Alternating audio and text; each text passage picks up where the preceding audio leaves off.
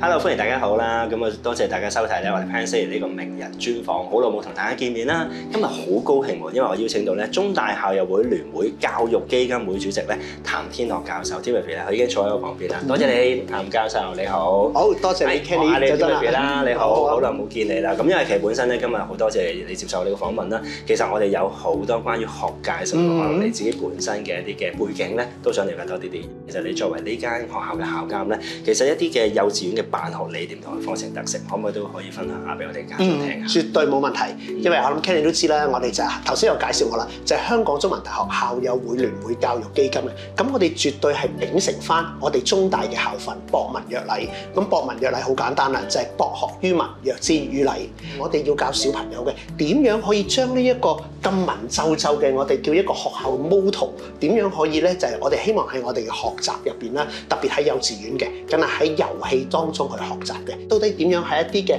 譬如我哋比較 pioneer 啲嘅一啲嘅 STEAM 教學，其實就可以做到博文約禮呢一個嘅宗旨㗎啦。你提到博文約禮啦，我諗呢樣嘢都可能都有少少 relate 翻可能中華文化嘅一啲嘅傳承關係啦。咁我知道咧，其實本身校監你哋，甚至乎你哋本身嘅辦學成個 group 嘅辦學理念咧，都有頭先提及過，就係有啲中華文化嘅傳承啦，甚至乎喺幼稚園，我知道喺恆常教學裏邊咧，學校咧都有一啲中華文化嘅元素，可唔可以都分享下俾我哋家長聽下？好啊。咁學校恆常咧，咁因為特別啦喺中華文化入邊，我哋有好多中國嘅傳統節日，例如係端午節啊、中秋節啊。咁我哋嘅老師咧都會透過一啲嘅同小朋友一齊喺呢個講故事入邊啦，咁又透過一啲嘅勞作啦，等佢哋譬如知道嘅可能端午節嘅緣由啦，中秋節我哋要做啲乜啦，咁樣咁新年更加啦咁樣。咁所以咧最簡單就透過佢哋日常生活嘅節日入邊咧，了解多啲有關我哋嘅中國文化。咁而第二啦，咁頭先阿 Kenny 都有介紹啦。咁其實我本身自己咧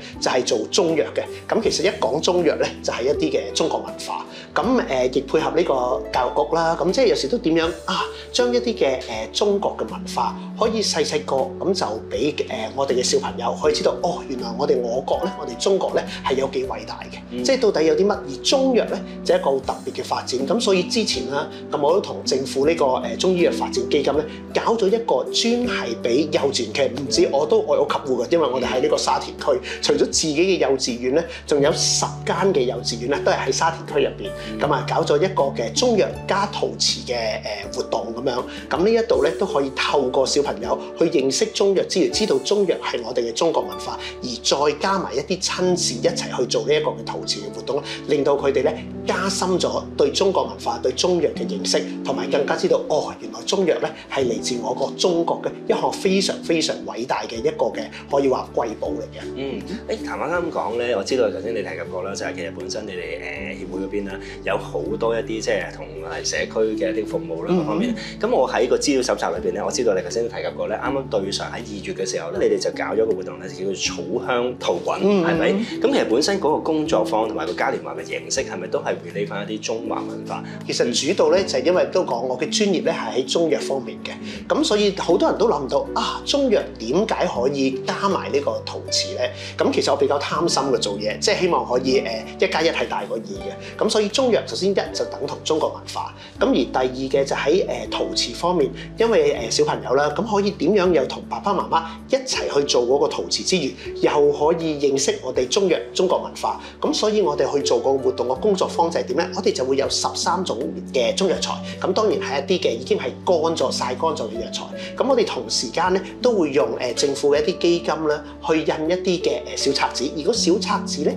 入邊咧就要介紹呢13種中藥。我哋唔係需要話小朋友好似一個中醫師咁叻，或者一個爸爸，但係起碼俾佢哋原來認識一啲原來菊花，我哋可能去酒樓飲茶都有。原來其實佢有一啲嘅中藥效果喎，或者而家小朋友都睇電視多啊，或者甚至打電子遊戲啊咁樣。咁原來杞子咧有啲明白但係杞子係點嘅樣，絕對唔知嘅，無端端唔會買。咁所以就透過呢一個工作坊喺度用一啲乾嘅杞子，即係加埋可以黐落去我哋嘅陶瓷，當然又可以去上色啊咁樣。咁所以就可以透過呢個活動，又可以親子，又可以認識到中藥嘅中國文化啦。咁呢樣嘢係咪都會帶動埋一啲家校，甚至係可能小朋友同埋家長嘅一啲互動？其實自己都係一個家長啦，咁所以其實我就好重視呢一個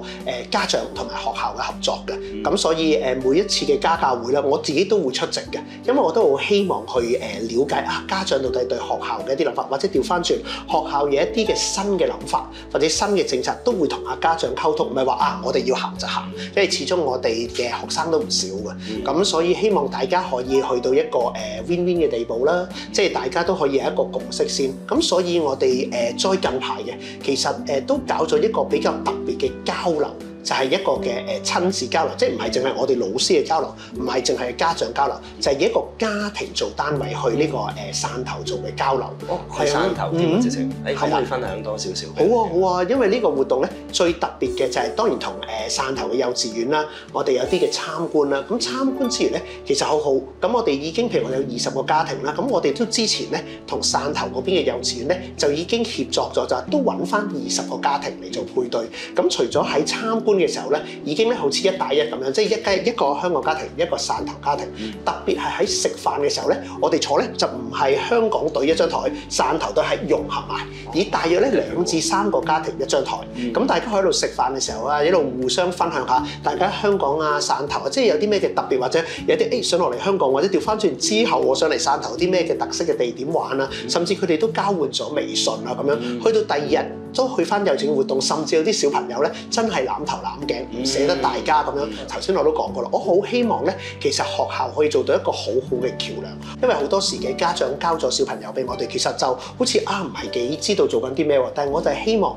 多啲呢啲嘅親子活動。而今次咧，我覺得完全做到呢個我哋嘅香港啦、中國啦，即係呢個共融啊，無論喺家庭方面或者係文化方面，咁可以增加。因為有好多嘅家長其實好坦白講嘅，未必即係當然而家好多呢個消費啦，港人北上啦，咁但係有啲其實都未真係好涉獵呢個國內嘅。咁其實今次去到之後咧，有一啲家長都會去用英文嚟講，比較 amazing 嘅。其實原來真係國內嘅發展同佢哋諗係會有啲落差，所以佢哋去完今次嘅活動之後咧，多咗認識我哋嘅中國，甚至會覺得其實應該真係帶多啲小朋友翻去我哋嘅國內啦，睇下我哋而家國家發展嘅偉大咯。